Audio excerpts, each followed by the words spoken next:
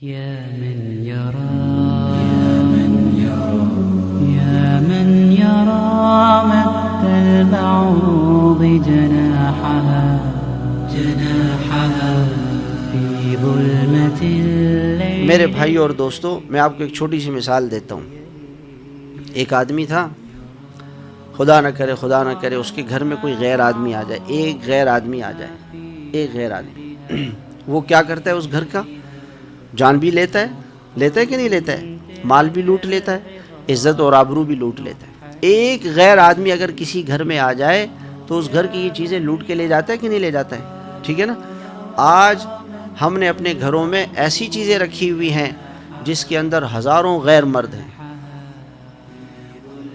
ہزاروں غیر مرد ہمارے گھروں میں آ رہے ہیں، ناچنے والے، گانے والے، ڈراموں والے، فلموں والے، کافر، غیر مسلم، سکھ، ہندو اور اللہ کے نافرمان، مشرک، یہود، نصارہ، وہ ہمارے گھروں میں سارا دن آتے ہیں.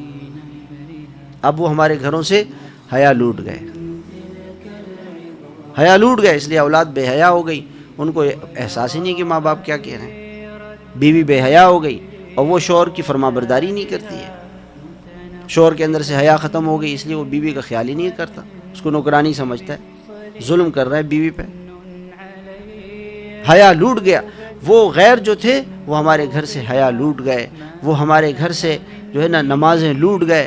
وہ ہمارے گھر سے قرآن کی تلاوت لوٹ گئے. وہ ہمارے گھر سے دعاؤں کو لوٹ گئے. وہ ہمارے گھر سے ذکر کو لوٹ گئے. وہ ہمارے گھر سے تعلیم کو لوٹ گئے. وہ ہمارے گھر سے تہجد کو لوٹ گئے. وہ ہمارے گھروں سے سنت والی زندگی لوٹ کے چلے گئے.